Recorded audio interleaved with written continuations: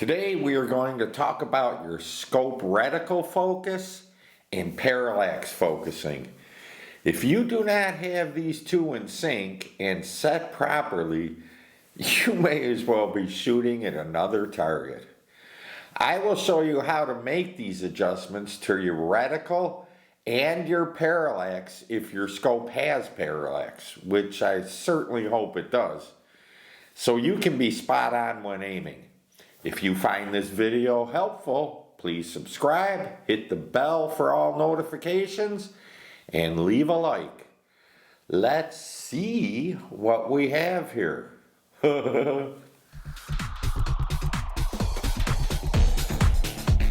This is how I set mine up for this. It's really simple. I just put it in my gun vise.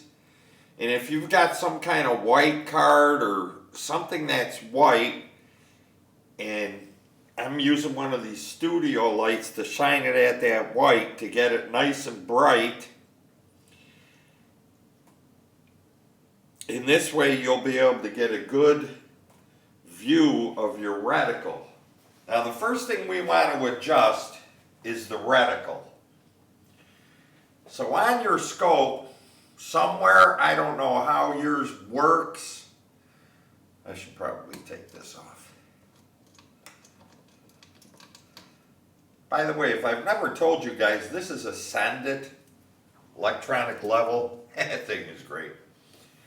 So on mine, you just loosen this nut. I can't show through my scope. I don't have anything to attach to this to do this, but we won't need to do that. So you want to loosen your ring on your diopter adjustment. This is what we're adjusting, the diopter. Now, if you wear glasses when you shoot, then have your glasses on. If you don't wear glasses when you shoot, then don't have your glasses on when you do this. So you want to set your magnification, your zoom on your lens to the lowest level. Okay, the lowest zoom. Mine's 8 to 80, so I would set mine at 8. Okay? That's for your magnification. Now for your parallax, mine's over here on the side, you would set this all the way up to infinity. Because what that does is it blurs the white really good, so it's not trying to focus on anything. Then the main key to this is your eyes are so well designed by God that your eyes will try to automatically focus on something. So when you look through here, what I would do is I would turn this out of focus right now, so it's out of focus, your diopter ring. Then look in it, but don't look in it for any more than 3 to 4 seconds at the most, because your eye is going to automatically focus on your crosshairs. You don't want that.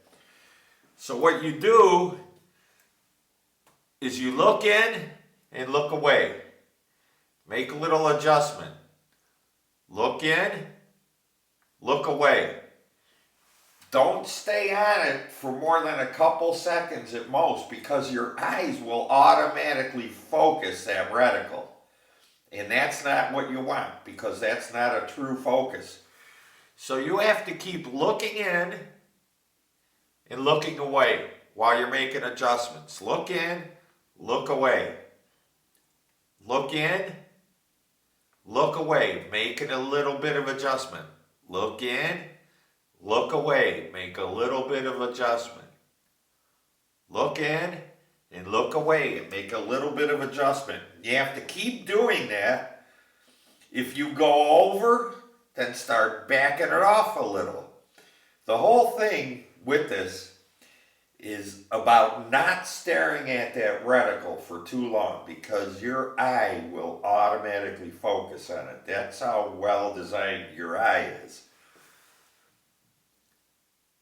Again, just look in and look away.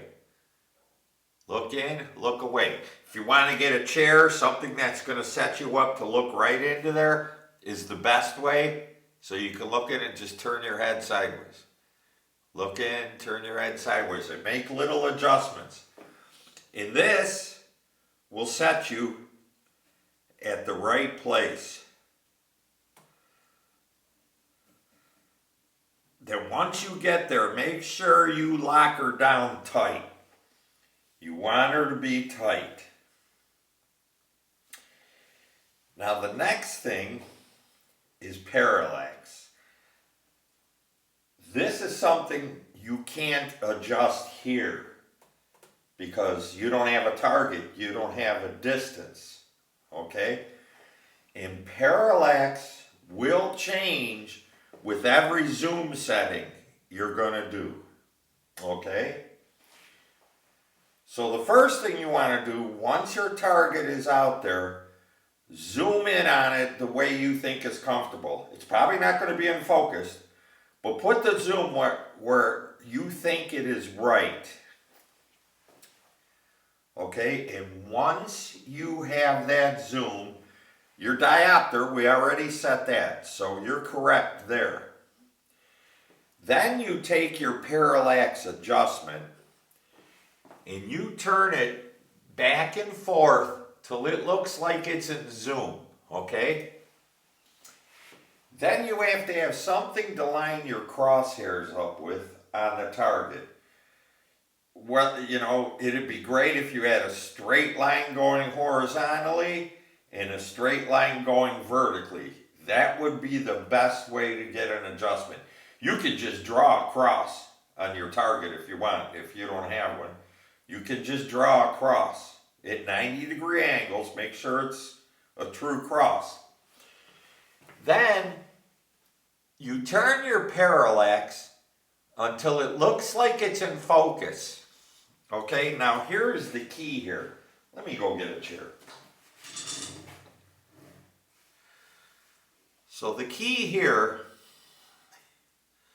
make sure your rifle's nice and steady, you know, however you set up. The key here is to turn that parallax till it looks like it's in focus to you. Then lift your eye up and down ever so slightly and see if that target is moving. Okay? If it's moving along these lines, you don't want it to move. You want it to be perfectly still with the lines you have it lined up on.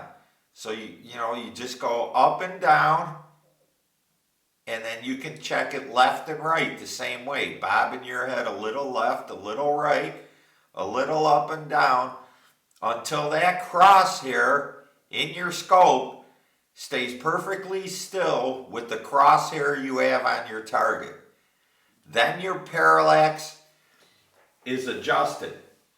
So once you have that, so when you're bobbing your head up and down just a little bit, bobbing your eye up and down and left and right, that target is not moving. That means that your scope parallax is on the same plane as your target. Here we have another one of my magnificent drawings.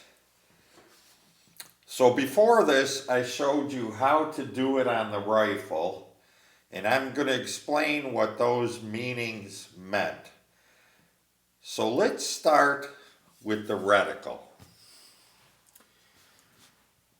To adjust your reticle, first you want to loosen your reticle lock, the adjustment lock that will let you make adjustments. And I would set it out of tune somewhere, who cares, where it's just totally out of adjustment. Then on your scope, you have to set your magnification level to its lowest zoom. And like I said, mine's 8 to 80 because it's one of those March High Magesta scopes. I don't know. So I would set mine at 8. Then my parallax adjustment, I would set to infinity. You know, that's like focusing out as far away as you can. That's what infinity means. You want that because it blurs the white background and everything, and it'll give you the best adjustment. Now here is your reticle with your crosshairs. I don't know what yours look like, but this is exactly what mine looks like. Well, actually, they stop here and there's a little dot in the middle. That's all my scope is. But for target shooting, the best reticle I've ever found was just a straight reticle with a little dot in the middle to line up. So as you're turning this, it's going to be in focus, out of focus. And please, to do this right, do not look into your scope, onto that reticle, no more than like 2 seconds. Because your eyes will automatically bring this reticle into focus. So this is kind of a tedious process, but you need to get it right. So just look in, look away, make a little adjustment. Look in, look away, make a little adjustment, just like I showed in the previous clip. Now for your parallax, say these are your crosshairs, okay? What you're trying to do is bring your target and your reticle inside your scope on the same plane. So this is on the same plane as this. Makes a big difference. It has to be, or you're not going to get your best shooting, best results. So when you're looking in at your reticle and your target, say these red lines are your target, and you're bobbing your head up and down, and your target line is moving up and down, that's with these red lines, that's no good. Or vertically, horizontally or vertically. You want to bring in these red lines to where there's no movement. When you're in focus and you're bobbing your head up and down, your target lines should not be moving up and down across your reticle or left and right across your reticle. They should line up perfectly with your reticle. Okay? And when that happens, that means you're on the same plane. Make sure that your zoom level, don't change your zoom level. Put your zoom level to what you're going to be doing while you do this. Otherwise, it could change. I don't know how good your scope is or how your scope works. But when you're doing parallax, let me write that down there. So when you're adjusting your parallax, you want to adjust it at the magnification you'll be using. Don't zoom in all the way just so you can see it better, because that's not going to be right. Adjust it at the magnification you'll be using. Now, contrary to that, my manual for that scope says to do it with the magnification at the highest level, and I have found that not to be correct. You can try it both ways. I'm just telling you from my experience, on a $4,500 scope, their adjustments don't work as good as the way I do it. And I know that from shooting and finding out where the bullets land. So I always adjust my parallax at the zoom level I'll be using. And once you get these lines in the background here, your target, to line up with these lines here by bobbing your head up and down and left and right, you're on the same plane. Now, you don't have to have a $4,500 scope to do this. You do need a parallax adjustment though. But adjusting your reticle will be the same way, and adjusting your parallax will be the same way if you have parallax. And if you're wanting to really get better at this, you need a scope with parallax. Auto parallax is like auto anything. It doesn't know what your intentions are. So this is how that is done.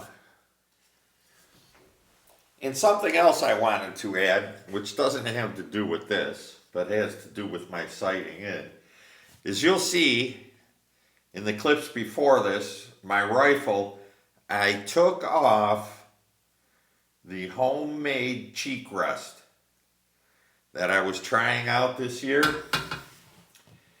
As you'll see how I routed out that wood, so nothing touches my rifle except my finger on the trigger and light pressure on my buttstock pad. And I went back to that and I found out I was right all the way along. I'm not going to get any better than that. I don't want anything touching my rifle except my trigger finger and my fingers on the grip a little bit. Even at most times I don't even do that. I don't even touch the grip. And just slight pressure on my shoulder butt pad. Just to let you know, I went back to shooting that way. Thanks.